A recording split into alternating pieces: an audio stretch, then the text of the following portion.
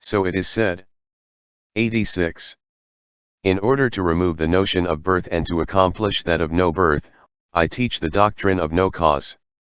But this is not understood by the ignorant. 87. This all is unborn, but that does not mean that there are no objects. They are seen to be like the city of the Gandharvas, a dream, and Maya. Objects are here, but causeless. 88. Tell me how things are unborn, without self-nature one and empty. When things are seen by transcendental knowledge, they are not subject to combination and are unobtainable. Therefore, I declare that they are empty, unborn, and without self-nature. 89. Considered one by one, combination is there, the world appears to exist, but nothing is really existing. It is not as it is conceived by the philosophers. When combination is dissolved, nothing is left to be seen. 90. As is a dream, a hairnet, Maya, the city of the Gandharvas, and a mirage, which rise into view causelessly, so is the multitudinousness of the world. 91. By keeping down the theory of no causation to no birth is demonstrated. When the theory of no birth is declared, my law I3 is never destroyed. When the theory of no cause is pointed out, the philosophers are horrified. 92. Mahamati asked point 4 how, by whom, where, and wherefore does the theory of no cause make its appearance? The Blessed One answered. For when things are perceived as neither subject to causation nor above it, then the view maintained by the philosophers of birth and destruction is done away with.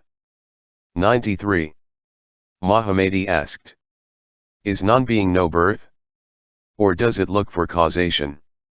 Or is it a being's name without a corresponding reality? Pray tell me. 94.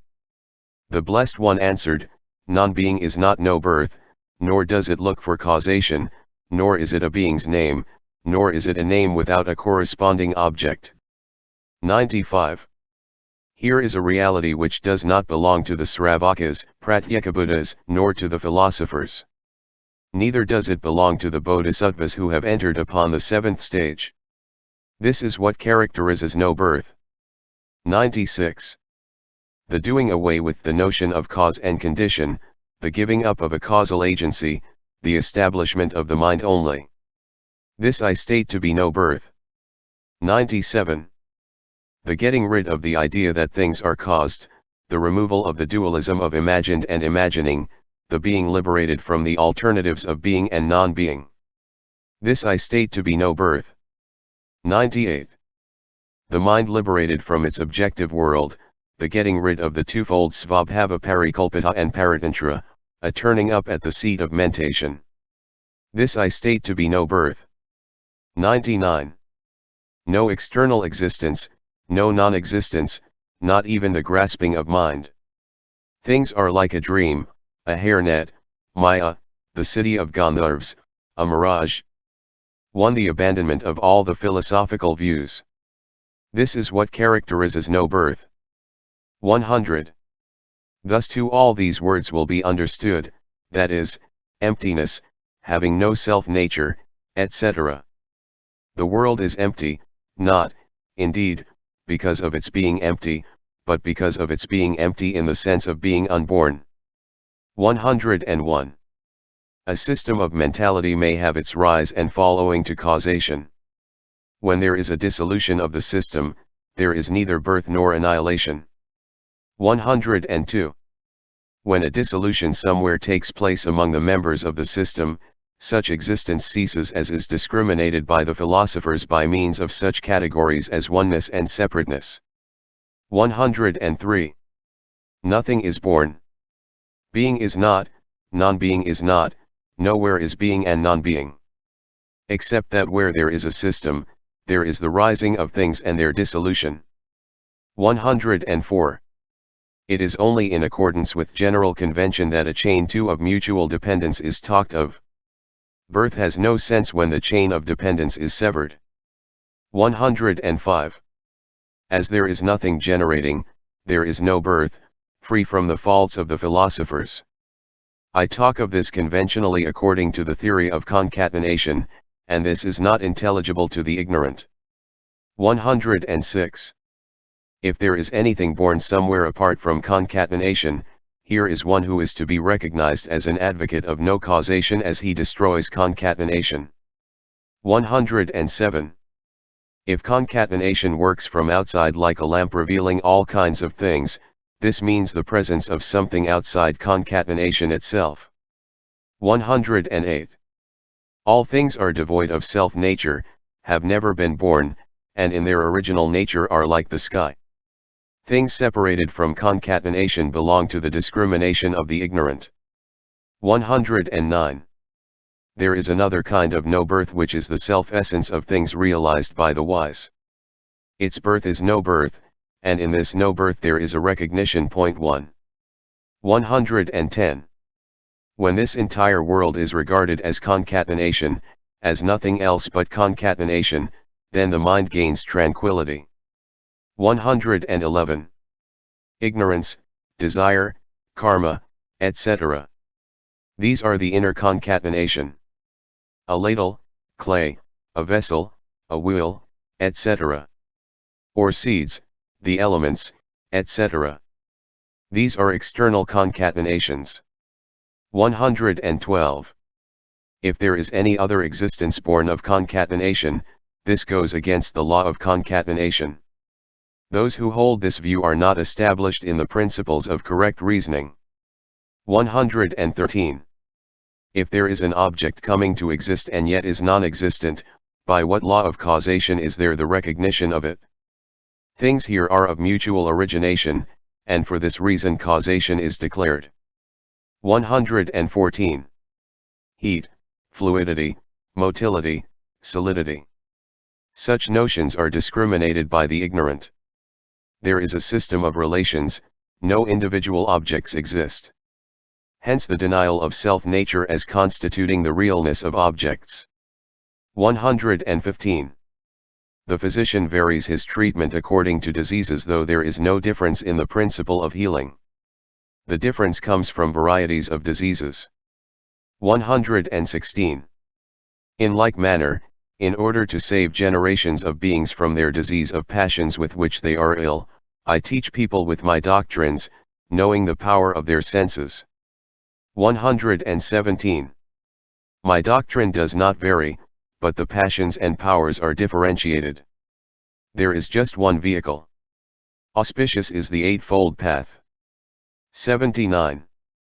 At that time again, Mahamati the Bodhisattva Mahasattva said this to the Blessed One. Impermanence, impermanence. This is the discrimination of the philosophers.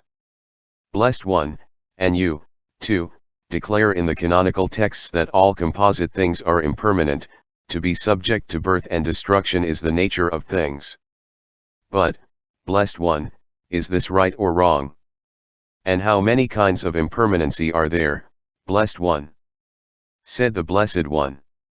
Mahamati, there are 81 kinds of impermanency as discriminated by the philosophers, but not by me. What are the 8 kinds? Some say that there is origination and then cessation. This is impermanency. That is to say, Mahamati, in the beginning there is something born which ceases to exist. This is impermanency. Some explain impermanency as the changing of shape. Some say, form to itself is impermanent. Some regard impermanency to consist in the changing of form, saying that in a continuous, uninterrupted existence of all things there takes place a change in their natural flavor. For instance, milk going through a transformation turns into sour milk, and that such an invisible decomposition happens to all things. This is called impermanency. Some imagine that there is an objective existence which is called impermanency. Some imagine that existence and non-existence. This is impermanency. Some say that not being born is impermanency.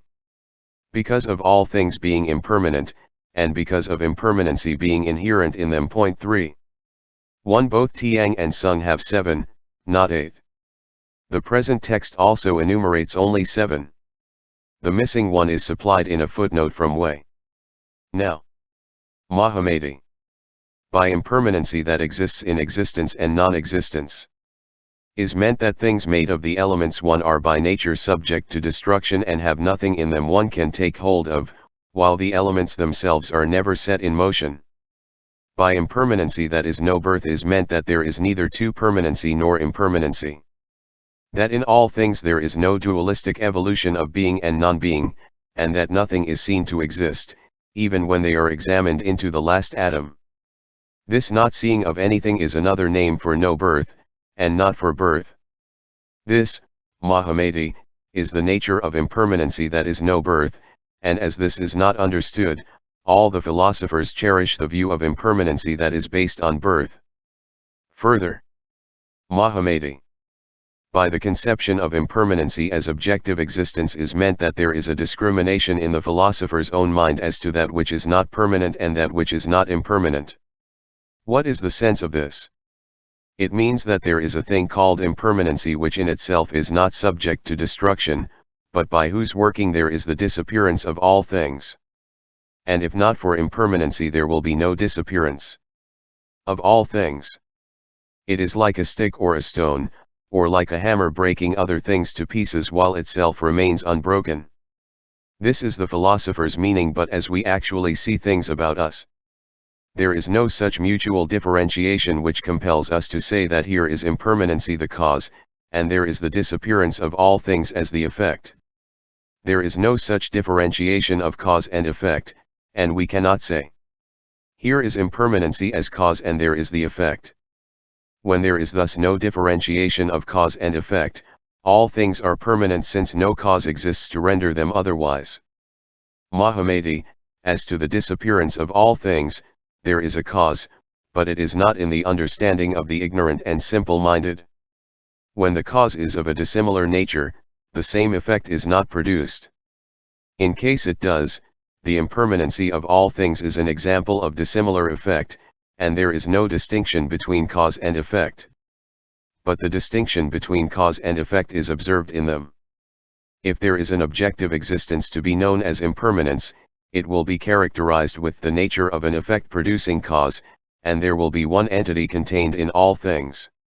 When the notion is cherished of a cause-producing effect, this means that impermanence the cause is impermanent because it partakes of the nature of the effect which is impermanent. All things then are not to be regarded as impermanent but as permanent. If impermanency as the cause resides within all things, it will come under the three divisions of time. It passes away together with things past. Its future is not yet here, as things of the future are still unborn. In the present it breaks up together with things of the present. Form or matter results from the combination and variation of the elements. As the primary elements and the secondary elements are neither different nor not different, they are by nature not subject to destruction, because according to the philosophers the elements are indestructible. But, Mahamati, it is an established fact that the entire triple world with its elements primary and secondary is born, abides, and disappears. How do the philosophers conceive a separate existence of impermanency which is independent of the elements primary and secondary? While the elements themselves are neither set in motion nor destroyed because they cling to the notion of self-nature as eternally unchangeable. The conception of impermanency as existing in the first origination which ceases to continue is not tenable for three reasons. The elements cannot produce one another, because each has its self-nature different from the others. Each individual one cannot produce itself because there is no differentiation in it. The mutually separated origination of the elements is impossible because there is no correspondence between the two. Hence the conclusion that the conception of origination impermanency is untenable. By the conception of impermanency in consideration of changes taking place in external form is meant that the elements primary and secondary are not subject to dissolution. What is known as dissolution?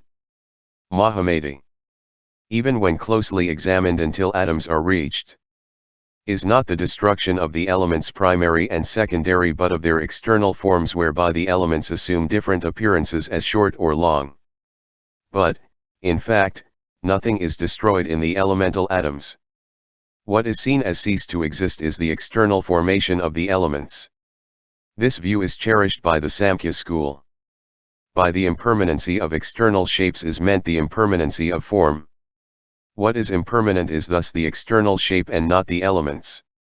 If the elements themselves are impermanent, all our everyday experiences come to naught. This is cherishing the view of the Lokayadika, according to which all things are reducible to mere words because their self-nature is never seen as born.